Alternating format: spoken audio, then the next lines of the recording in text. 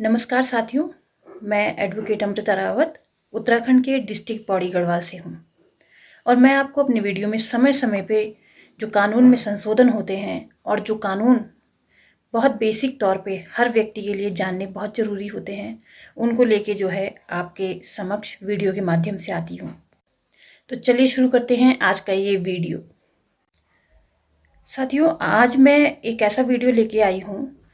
जो कि आजकल समाज में आप देख रहे होंगे। हस्बैंड वाइफ के जब झगड़े होते हैं तो वाइफ गुस्सा होकर अपने मायके चली जाती है और दोनों ही जो है अपने ईगो में रहते हैं। पति इस उसमें रहता है कि जब पत्नी फ़ोन करेगी मैं तब उसे लेने जाऊंगा, और पत्नी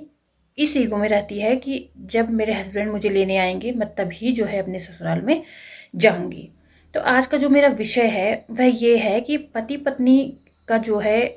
अलग अलग रहने का टाइम ड्यूरेशन कितना होना चाहिए, जिसके के लिए वे तलाक के लिए जो है तलाक फाइल कर सकें, और कितने टाइम पीरियड उन्हें अपने उस डिवोर्स के जो दावा बनता है, जो प्लेंट बनता है, उसमें वह दिखा सके।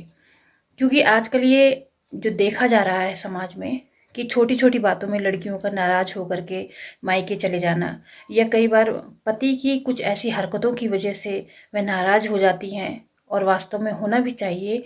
कि कई बार जो है आदमियों के द्वारा भी जो है ऐसी गलतियां कर दी जाती हैं जिससे कि पत्नी जो है नाराज़ होकर मायके चली जाती है या कहीं और चली जाती है। तो उन्हें भी ऐसा काम नहीं करना चाहिए। बहरहाल, हम कानून की बात करते हैं और आज का ये वीडियो स्त्री और पुरुष दोनों के लिए, यानी कि वो पत्नी के लिए भी है और पति के लिए भी है। तो अगर आप मेरे चैनल पे नए हैं तो प्लीज़ आप मेरे चैनल को सब्सक्राइब कर दीजिएगा, और अगर आपको मेरी वीडियो अच्छी लगती है तो मेरे वीडियो को जो है लाइक थंब का साइन ज़रूर कीजिएगा और मुझे कमेंट करके ज़रूर बताइएगा। तो चलिए साथियों, जैसे कि मैंने आपको बताया कि छोटे छोटे झगड़े होने की वजह से हस्बैंड वाइफ के बीच में जो है पत्नी जो है मायके चली जाती है, घर छोड़ के चली जाती है, कई बार बिना बताए भी चली जाती है। और कई बार ऐसा भी होता है साथियों कि घर में हस्बैंड वाइफ के झगड़े होते हैं और पत्नी जो है एफआईआर लिखाती है थाने में जा कर के,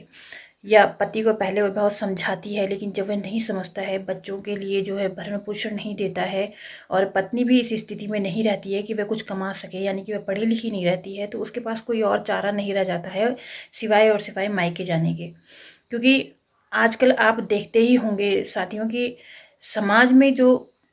नई जनरेशन है उनमें सहन शक्ति बहुत कम हो चुकी है, और महिलाएं बहुत ही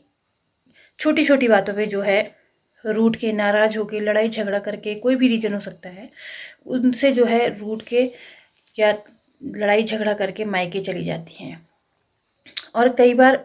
पति का भी इस तरीके का रवैया होता है कि उसका या तो किसी और के साथ अफेयर होता है, या वह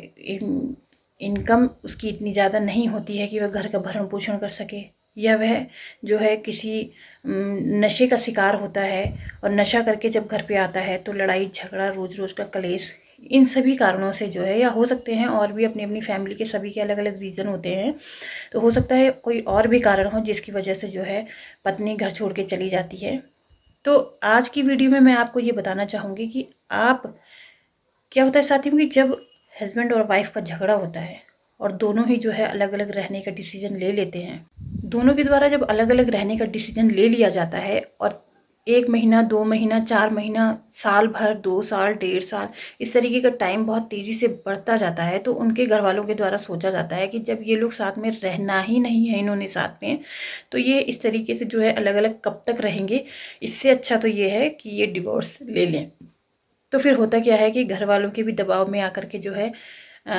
या तो लड़का डिवोर्स के लिए फ़ाइल करता है, या फिर जो है पत्नी डिवोर्स के लिए फ़ाइल करती है। अब जब डिवोर्स के लिए फ़ाइल किया जाता है तो उसमें एक चीज़ ये देखी जाती है कि एक देखिए, क्रूल्टी तो एक ग्राउंड होता ही है डिवोर्स के लिए, वो बहुत ही मजबूत स्ट्रॉन्ग ग्राउंड होता है तलाक के लिए, क्रूल्टी का। लेकिन उसके बाद बात ये उठती है कि जब हम 2 साल, 3 साल, 1 साल से जो है ससुराल में है ही नहीं, तो क्रूल्टी का ग्राउंड तो बनता नहीं है, क्योंकि हम इतने टाइम से हैं नहीं। और अगर वास्तव में हमारे साथ क्रूल्टी हुई है तो हमने इतने टाइम तक चुप क्यों थे। तो एक दूसरा ग्राउंड बचता है कि हम जो है अलग अलग हैं इतने सालों से, हमारे बीच कोई भी फिजिकल रिलेशन नहीं बने हैं, हम दोनों हस्बैंड वाइफ की तरह इतने सालों से नहीं रहे हैं। वो आप अपना टाइम पीरियड दे सकते हैं, 1 साल, 2 साल, 3 साल का, जितना भी आपका है। तो इस तरीके का एक ग्राउंड दे करके भी जो है आप डिवोर्स फाइल कर सकते हैं 13 के अंतर्गत, सेक्शन 13 के अंतर्गत। और वैसे तो देखिए डिवोर्स के लिए अलग अलग ग्राउंड होते हैं, लेकिन ये जो मुझसे जो व्हाट्सएप में मेरे को बहुत सारे मैसेज आए कि मैडम बताइए कि आप मतलब हस्बैंड वाइफ कितने टाइम पीरियड के लिए अलग हों, क्योंकि शायद वो लेडी 1.5 साल से अपने पति से अलग थी, अपने बच्चियों को अपने साथ रखे हुए थी, और वो अब नहीं चाहती थी क्योंकि उसके पति का भी किसी और के साथ अफेयर था, तो वो ये चाहती थी कि अब मैं इससे तलाक ले लूँ, जब ये साथ में हमें रखना ही नहीं चाहता है। तो उस लेडी ने मुझसे यही पूछा कि मैडम आप बताइए कि 1.5 साल से हम अलग रह रहे हैं, तो क्या हम लोगों का तलाक हो सकता है, क्योंकि मैं अपने पति को भी परेशान नहीं करना चाहती हूँ, लेकिन जब वो नहीं रहना चाहता है तो मैं इस रिश्ते को आगे ढोके नहीं जीना चाहती हूँ। तो जब इस तरीके की बात आती है साथियों, तो हम जो कोर्ट में आप लोगों के अलग रहने का जो एक टाइम ड्यूरेशन होता है उसे भी देखते हैं, यानी कि आप 1 साल से अधिक का टाइम पीरियड होना चाहिए कि आप बिल्कुल भी टच में नहीं हैं अपने हस्बैंड से, या अपनी पत्नी से आप बिल्कुल भी टच में नहीं हैं। ये चीज़ देखिए दोनों के लिए है, ये हस्बैंड के लिए भी है और वाइफ के लिए भी है। हस्बैंड वाइफ दोनों ही 1 साल से अधिक का समय आपको होना चाहिए कि आप जो है दोनों ही बिल्कुल भी न फ़ोन से, न मिलना जुलना है, न फिज़िकल रिलेशन है, मतलब दोनों ही एक दूसरे के बारे में जानते ही नहीं है। इस तरीके से आपको अलग रहना है।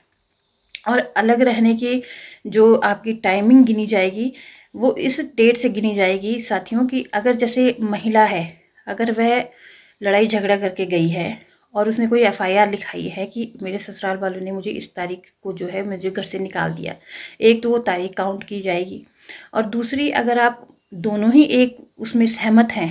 म्यूचुअल में अगर आप चाहते हैं, तो अगर आप दोनों ही सहमत हैं कि भाई हम 1 साल से अलग हैं, तो फिर आप जब भी आप डिवोर्स फाइल करते हैं तो उसी महीने से जो है पीछे के जो महीने होते हैं, बैक के महीने होते हैं, वो 1 साल काउंट कर लिए जाते हैं। मतलब कहने का ये है कि 1 साल से अधिक का समय होना चाहिए कि आप अपने जो है रिलेशन को जो है अलग है अपने रिलेशन से, आपका कोई भी फिजिकल रिलेशन नहीं है, आपके बीच कोई भी हस्बैंड वाइफ का रिलेशन नहीं है, आपके बीच कोई भी संपर्क नहीं है, ना आपने बात करी है 1-1.5 साल से। तो इस तरीके का जो टाइम पीरियड होता है वो डिवोर्स के लिए ग्राउंड बन जाता है। तो साथियों, ये था मेरा आज का वीडियो। अगर आपको पसंद आया हो, आपके किसी काम का हो, तो मेरे जो है चैनल को सब्सक्राइब ज़रूर कीजिएगा, और अगर वीडियो अच्छी लगी हो तो इसे लाइक और कमेंट मुझे ज़रूर कीजिएगा,